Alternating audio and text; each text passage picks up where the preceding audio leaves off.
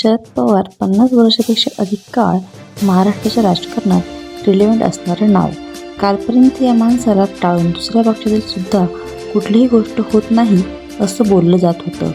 पण आज शरद पवारांच्या हातात काहीच राहिलं नसल्याचं बोललं जातंय. भाजपानं सुनेत्रा पवारांना उपमुख्यमंत्रीपदाची शपथ देऊन सुनील तटकरे आणि प्रफुल्ल पटेल यांच्या माध्यमातून शरद पवारांच्या हातातलं राजकारण खेचून घेतले अशी चर्चा होती. देवेंद्र फडणवीस जिंकले, भाजप जिंकली आणि शरद पवार हरले असे चित्र रंगवण्यात येऊ लागले. आता हे सगळं मान्य केलं तरी एक गोष्ट मात्र सहजासहजी मान्य करता येत नाही. ती म्हणजे आपला प्रत्येक डाव अचूक खेळणाऱ्या शरद पवारांनी इतक्या सहजासहजी सगळं सोडून दिलं. अजित पवारांचा पक्ष आपल्या कंट्रोलमध्ये घेण्याची संधी शरद पवारांनी अशी सहजपणे सोडून दिली. अदासींपासून ते मोदींपर्यंत व्यक्तिगत पातळीवर संबंध ठेवणाऱ्या पवारांना तटकरे, पटेल या त्यांच्या चेल्यांनी मात दिली. आणि हे सगळं इतकं सोपं होतं का? म्हणजे काय, तर सुनेत्रा पवारांचा अगदी 2च दिवसात शपथविधी होणं, तटकरे आणि फडणवीस यांना लगेचच ग्रीन सिग्नल देणं, अजित पवार गटाच्या आमदारांनी सुद्धा सहजपणे ही भूमिका स्वीकारणं आणि सगळ्यात महत्त्वाचं म्हणजे शरद पवारांनी सहजपणे हे मान्य करणं, अगदी सहजपणे मैदान सोडणं, हे चित्र न पटण्यासारखं. कुठेतरी काहीतरी घोळ असू शकतो. शरद पवार इतक्या सहज आणि इतक्या सोप्या पद्धतीने मैदान सोडतील असं म्हणता येत नाही. आणि त्यामुळेच आजही एक भीती अजित पवार गटाच्या प्रमुख नेत्यांना, भाजपाच्या आणि विशिष्ट नेते त्यांना आहे. ती म्हणजे पवारांच्या मनात नेमकं काय आहे? हा माणूस शांत का आहे? आता हे आपण नेमकं का म्हणतोय? इथनं या विचाराला सुरुवात करूयात. प्रफुल्ल पटेल अजितदादा म्हणतात त्याचप्रमाणे 2024, 17, 2014, 2019 अशा तब्बल 3 वेळा शरद पवारांनी भाजपसोबत जाण्यासाठी बोलणी केली होती आणि अंतिम वेळी आपला निर्णय फिरवला होता. आता हे राजकारण पाहिलं तर 2014ला भाजप शिवसेना सत्तेत आले, पण सत्तेत योग्य संधी मिळावी म्हणून सेना भाजपावरती दबाव टाकू लागली.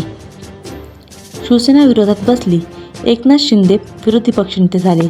त्याचवेळी शरद पवारांनी भाजपाला बाहेरून पाठिंबा देत असल्याची घोषणा केली आणि सेनेची बार्गेनिंग पॉवर 0 करून टाकली. ही पवारांची अशी कृती होती ज्यामुळे सेना भाजप ह्यात पटू लागलं. भाजपला देखील सेना नसेल तर शरद पवार सोबत येतील अशी स्वप्न पडू लागली.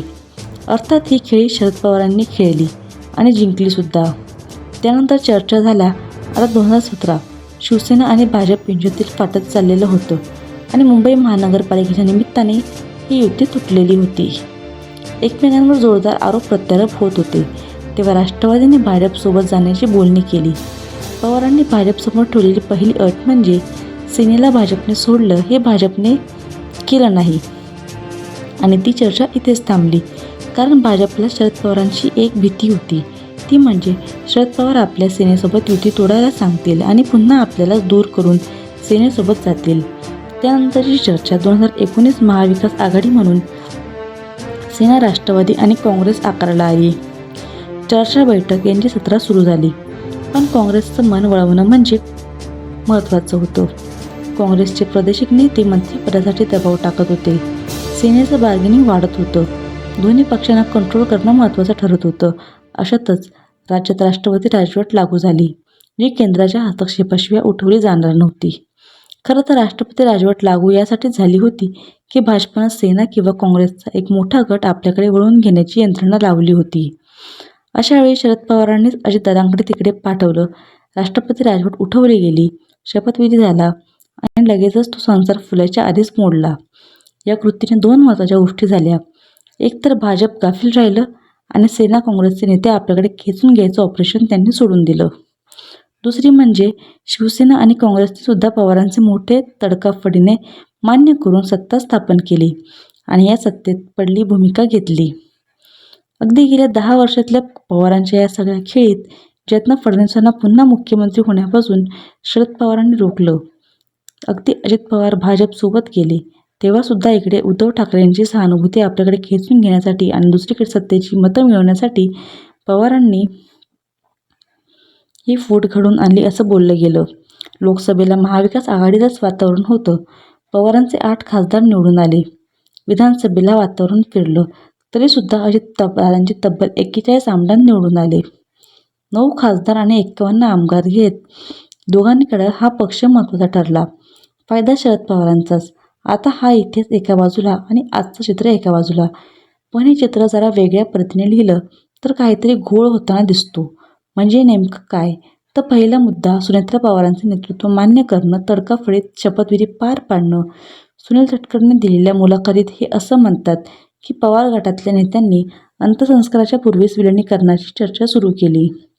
म्हणून आम्ही तडकाफडीत शपथविधीचा निर्णय घेतला. म्हणजेच काय?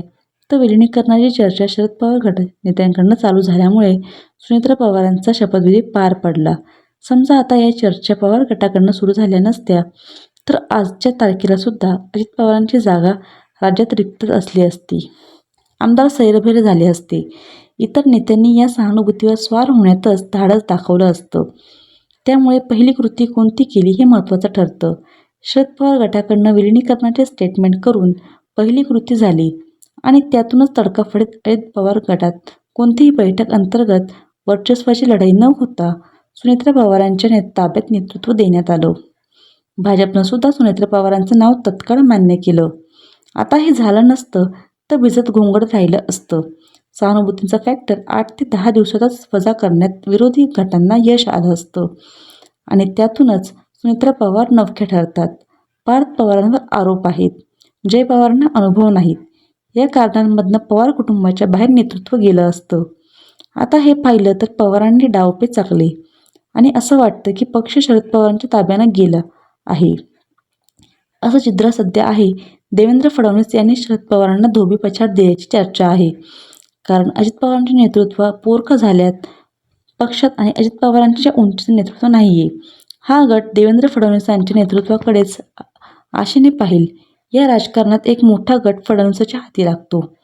महाराष्ट्रात फक्त भाजपच नाही तर राष्ट्रवादीवर सुद्धा आपला कंट्रोल आहे. आपण 2 पक्ष चालवतो हे दिल्लीच्या नेत्यांना दाखवून देण्यात फडणवीस यशस्वी ठरले असते आणि त्यांच्यातच नेतृत्वावर शिक्कामोर्तब होईल. आता असं जरी असलं तरी इथे सुद्धा एक शंका राहू नये, जी म्हणजे दिल्लीच्या नेत्यांना सगळ्यात जास्त गरज कशाची आहे? आमदाराची की खासदारांची? शरद पवार गटाकडे तब्बल 8 खासदारांचं बळ आहे. म्हणजेच केंद्रातील मोदी सरकार अजून भक्कम होणं. राज्यातल्या सत्तेत आमदारांची गरज भाजपाला नाहीये. एकनाथ शिंदेंची शिवसेना आणि अजित पवार गट दुरावला तरी सुद्धा भाजप राज्यात आकडेवाऱ्यांची मोडतोड करून सत्तेत कायम राहू शकतो. पण केंद्रातील राजकारण तसं नाहीये. नितीश कुमार यांच्यावर विश्वास ठेवता येत नाही आणि एकट्या नायडूंच्या जीवावर थांबता येत नाही. तिसऱ्या क्रमांकावर असणाऱ्या एकनाथ शिंदेंची बार्गेनिंग पॉवर 7 खासदारांच्या जीवावरती वाढते आहे. अगदी यातच उदाहरण द्यायचं तर अजितदादांच्या अपघाती निधनानंतर घातपाताची शक्यता ममता बॅनर्जींनी व्यक्त केली आहे. भाजप विरोधात राष्ट्रीय राजकारणाला या चर्चेमुळे जोर मिळाला असता पण शरद पवारांनी कोलकात्यावर न होणाऱ्या या चर्चेत तथ्य नसल्याचं सांगितलं आणि विरोधाचा सूर बंद झाला. केंद्रात राहुल गांधी इंडिया आघाडीवर या एकीला शह देण्यासाठी शरद पवारसोबत आलेल्या केंद्रीय नेतृत्वाला कधीही परवडत किंवा तशी त्यांना गरजही देखील आहे. अगदी वेगवेगळ्या फॅक्टरवर सांगायचं तर अदानींनी पूरक भूमिका घेऊन मोदींवर होणारे अदानीबाबतचे आरोप चुकीचे आहेत हे दाखवून देणारं कामसुद्धा शरद पवारच करू शकतात. सांगण्याचा मातीतार्थ इतकाच आहे की दिल्लीला शरद पवारांची गरज वाटत नाही असं ठामपणे म्हणता येत नाही. उलट दिल्लीच्या नेत्यांना शरद पवार अधिक महत्त्वाचे ठरतात. शरद पवारांच्या नेतृत्वात दोन्ही गट एकत्र आले तर दिल्लीचा फायदा अधिक होतो. पण दोन्ही गट वेगळेच राहिले तर दिल्लीचा तोटा आणि मुंबईचा फायदा होताना दिसतो. त्यामुळेच कुठेतरी पाणी मुरतंय का असं वाटतं. आता यापुढचं राजकारण असं होतंय तर शपथविधीच्या दिवशी शरद पवार कॅमेऱ्यासमोर आले आणि आपल्याला शपथविधीबाबत माहीत नसल्याचं त्यांनी स्पष्ट सांगितलं. त्यामुळेच अजितदादांचं कुटुंब आणि शरद पवार यांचंही विस्तवही जात नाही. पवारांना टाळून अजित पवार कुटुंबाने निर्णय घेतला असं चित्र दिसून आलं आणि कालचं चित्र म्हणजे सगळे पवार एकत्र आलेत. अजितदादांच्या स्मारकाच्या चर्चेच्या निमित्ताने पार्थ पवार, जय पवार, शरद पवार अशा चर्चा होत आहेत. शरद पवार काल स्वतः अजित पवारांच्या घरी गेले. साहजिकच कालपर्यंत जे मतभेद होते ते दाखवले जात होते का असा प्रश्नही आहे. असो, शरद पवार शांत आहेत. पवारांनी सहज मैदान सोडल्याचं चित्र आहे आणि इतक्यात सहजपणे डाव सोडल्याचेच अजित पवार गटातल्या नेत्यांना, भाजपमधील नेत्यांना टेन्शन आले. आणि त्यातूनच एक प्रश्न सातत्याने विचारला जातोय, शरद पवार कुठला डाव टाकणार आहेत, की हा शरद पवारांचा डाव होता.